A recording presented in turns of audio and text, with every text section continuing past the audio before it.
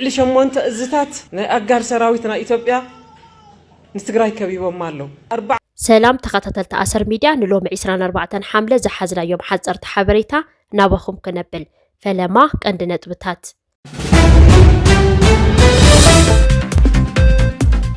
በዝሒ ዘለዎ ሰራዊት መንግስቲ ፌደራል ናብ ትግራይ ከም ዝተጸግዐ ተገሊጹ።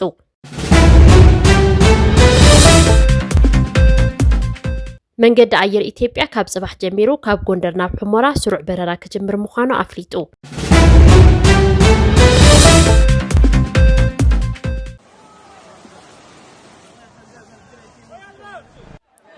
ኣብ መንጎ ሞሮኮን ስፔንን ኣብ ዝርከብ ዶብ ብዙሓት ስደተኛታት ነቲ ዶብ ሰቢሮም ናብ ኣውሮፓ ምእተዎም ተሓቢሩ። ምምሕዳር ትራምፕ ኣብቲ ሃገር ዕቑባ ንዝሓተቱ ስደተኛታት ዝምልከት ሓድሽ መምርሒ ኣውፂኡሎ። ዝርዝሮም እንሆ።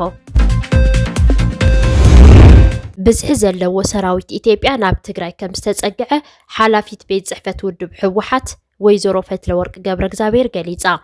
ልዕሊ 8 እዝታት እግረኛ ሰራዊት 4 መከናይዝድ ሓዊሱ በዝሒ ዘለዎ ዕጡቕ ሰራዊት ኢትዮጵያ ናብ ትግራይ ኣምሪሑ ከም ዘሎ እቲ ሓላፊት ሓቢራ።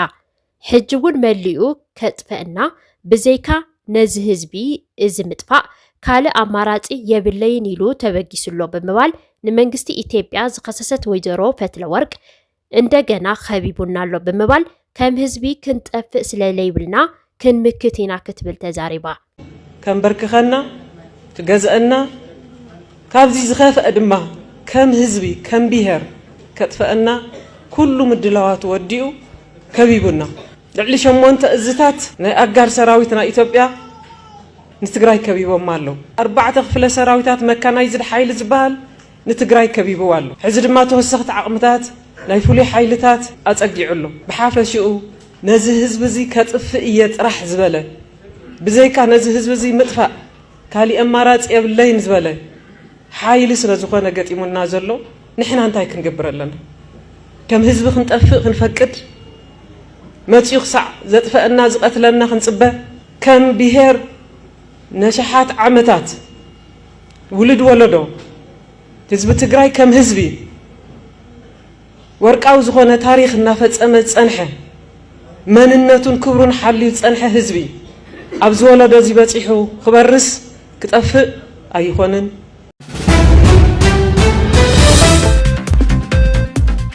መንገዲ ኣየር ኢትዮጵያ ካብ ጽባሕ ጀሚሩ ካብ ጎንደር ናብ ሕሞራ ስሩዕ በረራ ክጅምር ምዃኑ ኣፍሊጡ። እቲ መንገዲ ኣየር ካብ 25 ሓምለ 2018 ዓ.ም ጀሚሩ ካብ ጎንደር ናብ ሕሞራ ኣገልግሎት በረራ ከም ዝህብ ኣብ መግለጺኡ ሓቢሩ። እቲ በረራ ኩል ግዜ ቀዳም ካብ ጎንደር ናብ ሕሞራ ዝግበር እንትኾን ኩል ግዜ ሶኒ ድማ ካብ ሕሞራ ናብ ጎንደር ኣገልግሎት ክህብ እዩ። ከተማ ሕሞራ ቅድም ክብል ኣብ ክልል ትግራይ ኮይና ዋና ከተማ ዞባ ምዕራብ ትግራይ ዝነበረት ኮይና ኣብዚ እዋን ኣብ ትሕቲ ክልል ኣምሓራ ትመሓደር ዘላ ከተማ እያ።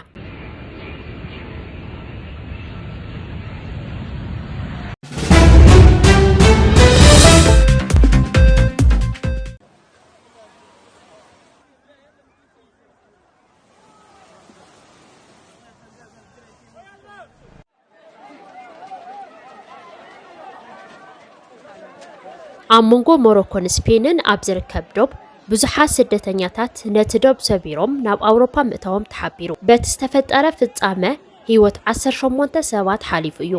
መብዛሕትኦም ብባሕሪ ክሰግሩ ከለዉ ጥሒሎም ዝሞቱ እንትኾኑ እቶም ካልኦት ድማ ኣብቲ ዶብ ዝተፈጠረ ምጭንናቕ ህይወቶም ሓሊፉሎ። ሰመዚ ስፔን ከም ዝሓበርዎ ኣብ ውሽጢ 24 ሰዓታት ጥራሕ ኣስታት 49,000 ስደተኛታት ካብ ሞሮኮ ናብ ኣውሮፓ ኣትዮም እዮም። መንግስቲ ስፔን ሕጋዊ መስርሕ ብምስዓብ ነቶም ስደተኛታት ብዝተኸኣለ ፍጥነታት ናብ ሞሮኮ ንምምላስ ይስራሕ ከም ዘሎ ገሊጹሎ። ከምኡ እውን ነቲ ዶብ ንምሕላው ተወሳኺ 60 ወታደራት ከም ዝለኣኸ ተሰሚዑሎ።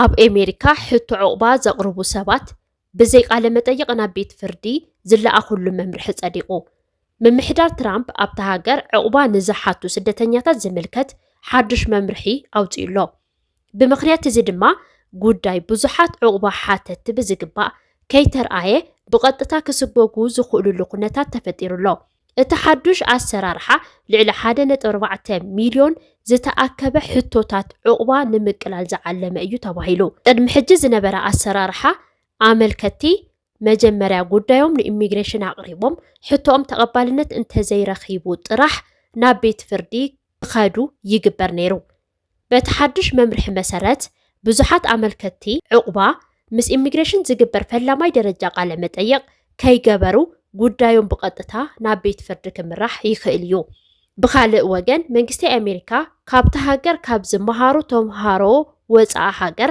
ክሳብ $100,000 ዝበፅሕ ሓድሽ ክፍሊት ንምእካብ ዓሊሙ ከም ዘሎ ተሰሚዑሎ ምምሕዳር ትራምፕ ምስ ስደተኛታት ብዝተኣሳሰረ ኣዝዮም ብዙሓት ስጉምትታት ይወስድ ከም ዘሎ ብተደጋጋሚ ዝተገለጸ ምዃኑ ዝዝከር እዩ